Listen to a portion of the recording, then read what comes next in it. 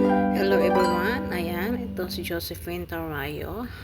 Huwag pong kalimutan i-follow at saka i-share na rin po. Maraming salamat, mag-comment lang po base sa video ito.